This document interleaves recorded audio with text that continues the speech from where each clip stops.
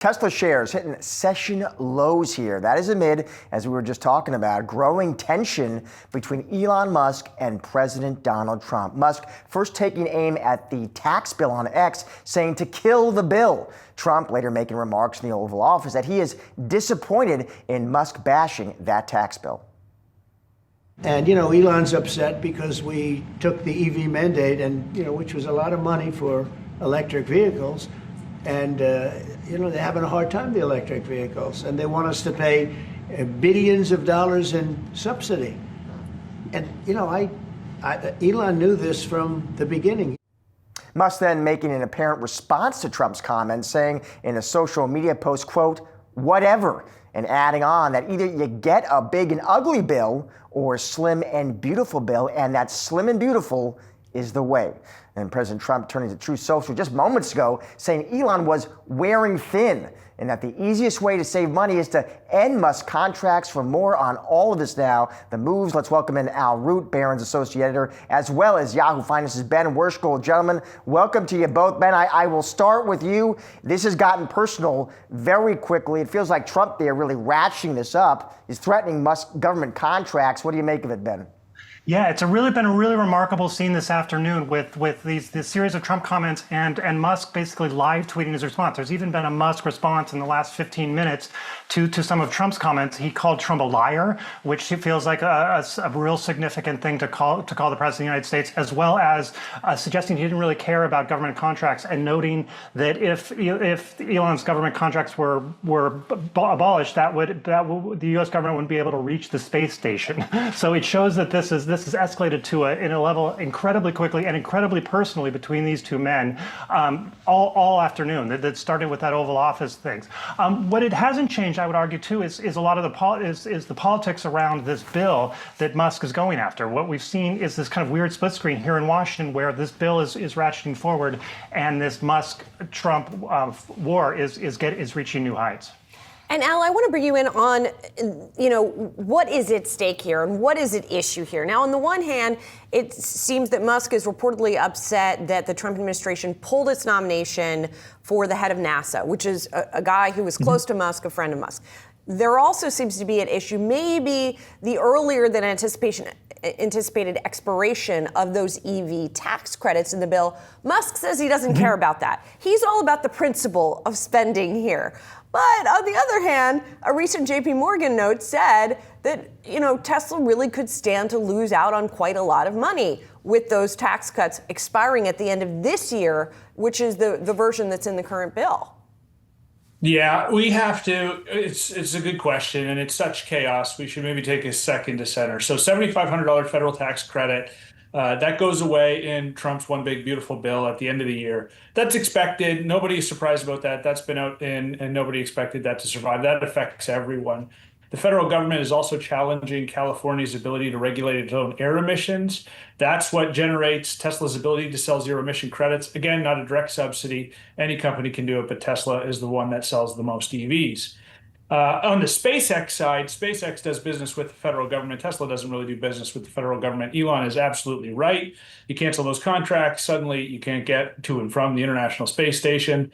SpaceX does about half the global orbital launches around the world currently, and its lead's accelerating. So all of those things go into the mix, but forget all that. The stock is down like 13, 14%. It's the worst two-day stretch since 2001. What is really at stake is, again, sort of brand image, Tesla's ability, or Elon Musk's ability to irritate the left-leaning buyers that were willing to go green, irritate the right, potentially new EV buyers. So now everybody is on the political spectrum is irritated with Tesla. And that has sales implications. Sales have been very, very weak in 2025. We all know that. It's well documented. So focus more on what this means for Tesla sales and Elon's ability to not self-regulate and not do things in the interest of Tesla and his hundreds of thousands of employees because of his, remember what he told David Faber, his Princess Bride-like principle of being able to say whatever he wants, whenever he wants. I guess, Al, though, listen, I'm looking at this stock, Al. It's now down 14% here. But as a Tesla investor, should I concentrate on what is a big feud right now? And I'm not minimizing it. I mean, we have a feud between two heavyweights, right? I got the President of the United States, and I got Elon Musk with an estimated worth of $400 billion. Do I concentrate on that? Or do I say, listen, I got to put that to the side. It's a headline grabber, it's drama, it's social media, and I need to just stay focused on the fundamentals of this company? Yeah, Josh, I mean, we talked about this. The fundamentals, of course, matter. However, Musk is Tesla and Tesla is Musk. So whatever impacts Musk impacts Tesla. And that's just the way it is. I used to use this as a rule of thumb, right? Toyota's worth $300 billion. Tesla, up until yesterday, was worth $1 trillion. You can basically minus Toyota from Tesla to get $700 billion of value for AI, Musk leadership, the robots, all of that sort of stuff. So in one respect, you could say that Tesla valuation is mostly responsible for Elon Musk. So he becomes a fundamental issue. So you can't ignore it. So yes, we have robo-taxis potentially in Austin in June. We have a new lower price vehicle in the second half of the year. We're looking for a sales rebound. Maybe Elon is playing four-dimensional chess to bring Democrats back into the fold, but you still have to care about this, just like if you were to care about margins, sales, tax policies, anything else like that. It matters.